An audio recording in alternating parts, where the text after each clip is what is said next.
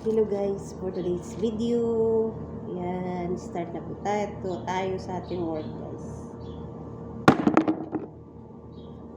Yan guys, oh. Tanggalan natin. Itong mga ganito, lagyan natin sa baunan.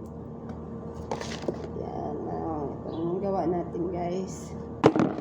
Kaya kayong mag-abroad pa, mag-isip kayo. Kasi pag once na nandito tayo sa abroad, round na tayo guys. Hindi lang tayo tagalinis ng CR, kundi tagapitas din. Round na round, as in round. Kaya guys, kayo mag-isip kayo. Mag-abroad. Kasi mahirap mag-abroad. Mahirap mag-abroad guys. Kaya yan. Kaya isipin nyo muna mabuti guys bago kayo mag-abroad.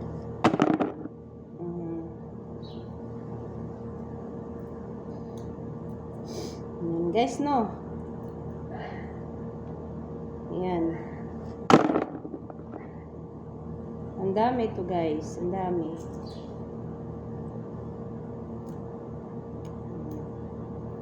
Ang sakit na ng kamay ko, yung katawan ko guys. Kasi ilang days na kami namimitas ng ganito. Ang isa, ang likod talaga guys, sobrang sakit guys. Tapos yung kamay, sakit. And tiis ganda tayo guys.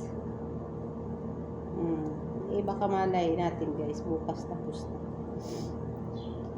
Ayan guys, thank you pala sa inyong pag-subscribe sa aking YouTube na sampuntik maliit kong YouTube channel. Thank you so much mga idol, mga lalabs, sa inyong suporta, sa walang sawang suporta, at sa pagla-like ng aking videos. Ayan, at isa na din doon yung pag-subscribe nyo. Thank you so much.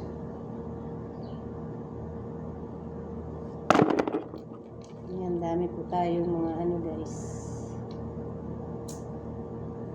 Ngayon, start na naman guys. Sakit talaga yung likod ko guys. Ayan, ayan. Tis-tis tayo guys. Tis ganda. Hanggang makauwi ng Riyadh. Sakit na nandito po guys. Oo, sa kamay guys. Sakit. Natanggalan yung balat at saka ng sugat-sugat. Tayo mamaya.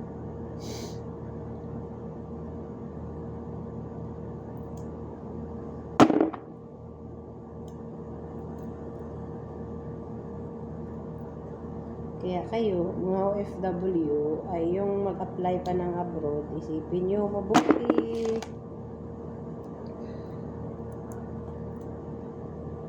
At kayo naman nandyan sa Pilipinas, mga pamilya, pag once na dalhinhan kayo ng pera, isipin nyo muna kung anong igastos nyo sa tamang paraan para po yung nag-abroad naman, pag-uwi, may nakikita. Kasi yan lang ang kasiyahan sa isang OFW. May mga gamit silang nakikita.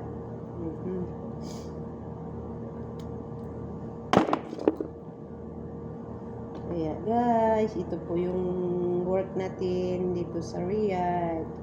Ito po tayo sa ngayon sa Malham guys.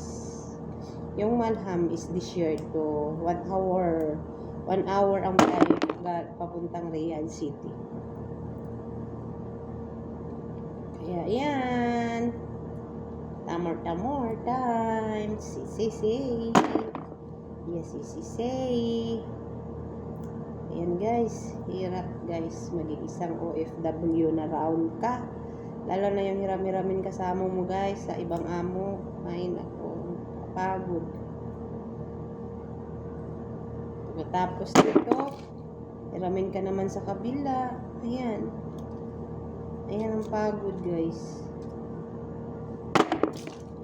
Kaya hindi mo maiwasan na hiramin ka. Nagsabi kang hindi. Kasi amo na yung nagsabi. Wala tayong choice kundi pumapayag. Basta lang na hiramin ka guys, basta tamang kain lang at saka hindi ka nila saktan. Okay lang yun guys, basta lang walang masamang mangyari sa'yo at wala kang sakit. Kahit hiramin ka nila, basta hindi ka rubo-rubuhin sa trabaho, okay lang yun guys. Pero kung hiramin ka pa tapos ito kasi guys, pag once na nandito kami, namimitas lang kami ng tamor, yan, ganito. Pag matapos na, every year to siya guys, every September sana, ngayon maaga nilang napitas. First week sa September pa sana to pitasin, kaso iwan ko, maaga nilang napitas.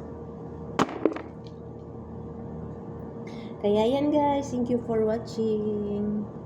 God bless. Ito po yun guys. Kita natin yan. Ayan po yung niya. Andun pa. Kaya yan.